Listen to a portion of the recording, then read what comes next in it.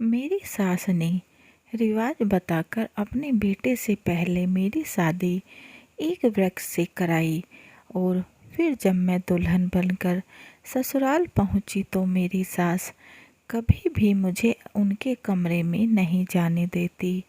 मुझे भी जानने की उत्सुकता रहती कि ऐसा क्या है सास के कमरे में, और जब सच्चाई सामने आई तो मेरे होश उड़ गए।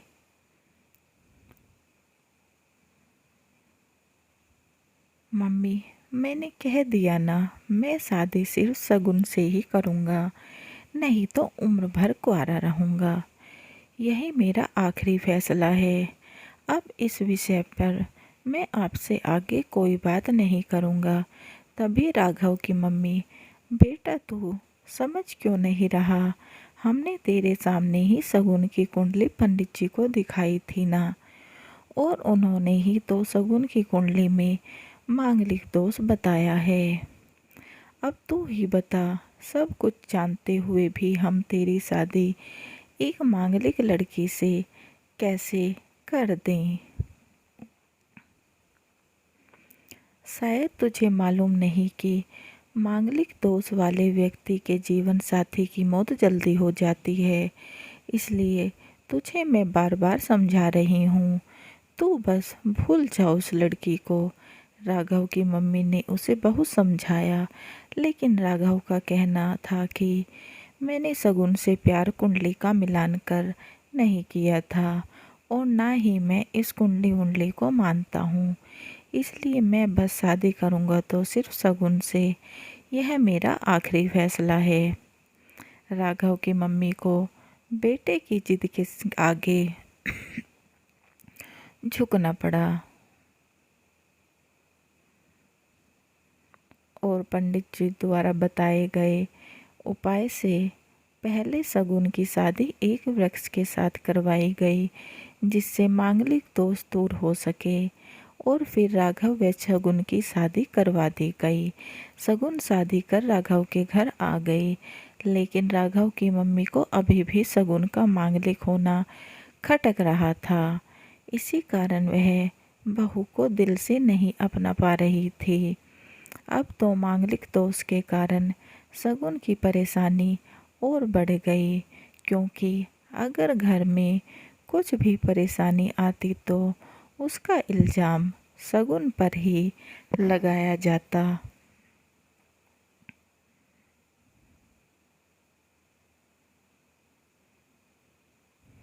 लेकिन शगुन पढ़ी लिखी व समझदार लड़की थी, इसलिए वह अपनी सास की बातों का बुरा नहीं मानती थी।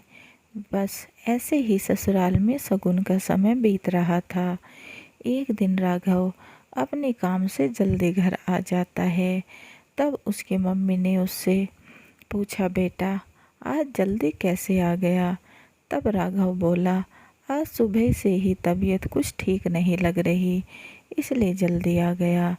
तब राघव की मम्मी ने कहा, चल बेटा जल्दी डॉक्टर के पास चलते हैं, और दोनों डॉक्टर को दिखाने गए। डॉक्टर ने कहा, राघव का चेकअप करके बताया कि इन्हें टाइफाइड हो गया है। और दोनों जैसे ही घर लौटे तो राघव की मम्मी ने पूरा घर मानो सर पर उठा लिया और कहने लगी, जब से यह लड़की हमारे घर में आई है तब से हमारे घर में एक पल की शांति नहीं है। कोई ना कोई परेशानी खड़ी ही रहती है। ये अपशगुनी है। हाय मेरी किस्मत, देखो तो जरा इस मांगलिक दोष अब हमारे बेटे पर भी असर करने लग गया है। कल तो अगर मेरे बेटे को कुछ हो गया तो कौन जिम्मेदार होगा?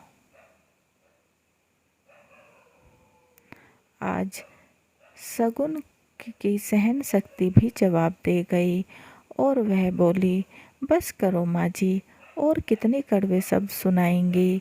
आज तक मैं चुप रही क्योंकि पापा ने मुझे यही संस्कार दिए थे कि बड़ों की हमेशा इज्जत करना। अगर दो बातें बोल भी दे चुपचाप सुन लेना। लेकिन आज आपने सभी हदें पार कर दी हैं। अगर मैं आज नहीं बोली तो जिंदगी भर खुद को माफ़ नहीं कर पाऊंगी। माँ जी, अगर आप पंडित जी पर भरोसा नहीं करती थी तो उनके कहे अनुसार आपने सारी मांगलिक दोष निवारण की विधि क्यों करवाई? क्यों पहले आपने मेरी शादी वृक्ष से करवाई? दोष मेरा मांगलिक होना नहीं है, बल्कि मेरी गलती आपके घर की बहू होना है।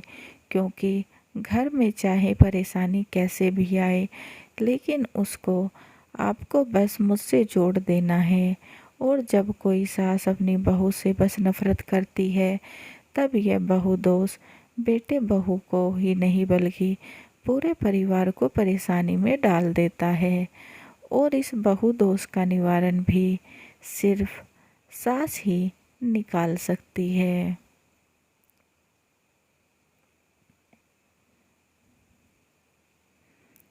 बहू को बहू नहीं, अगर बेटी माने, उसे दिल से अपनाए, उसे भी प्यार दे और यह महसूस कराएं कि वह भी इस परिवार का हिस्सा है। नहीं तो बहू दोष मांगलिक दोष से भी ज़्यादा दर्द देने वाला हो जाता है। शगुन के मुंह से निकला एक एक शब्द उसकी सास के दिल को झंझोर रहा था और अब वह मन ही मन पश्चाताप की अग्नि में जल रही थी। उस वक्त तो वह बिल्कुल शांत रही। उन्होंने शगुन को कुछ भी नहीं कहा। थोड़े दिन बाद जब राघव स्वस्थ हो गया और अपने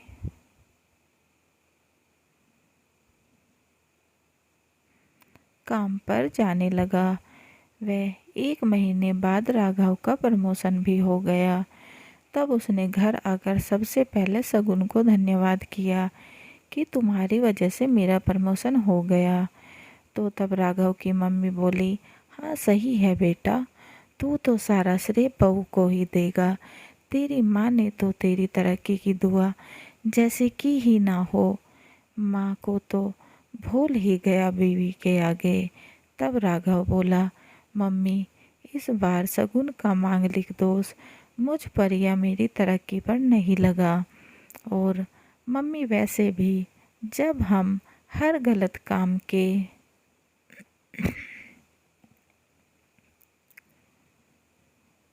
लिए शगुन को दोषी ठहराते हैं तो अच्छे कामों का श्रेय भी तो इसे ही मिलना चाहिए।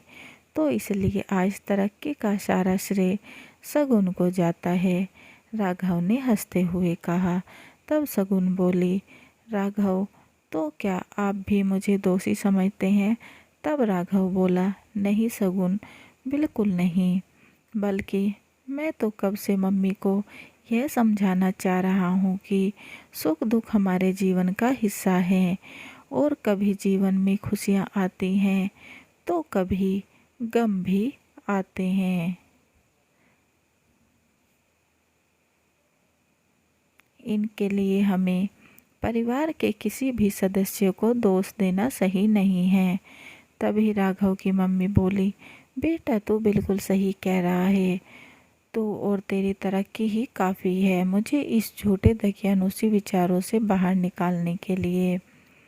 आज मैं यह कसम लेती हूँ कि आज के बाद मैं शगुन को किसी भी बात के लिए दोषी नहीं ठहराऊंगी। यह सुनकर शगुन खुशी से झूम उठी, क्योंकि आज उसको उसकी सास ने बहू को स्वीकार कर लिया था।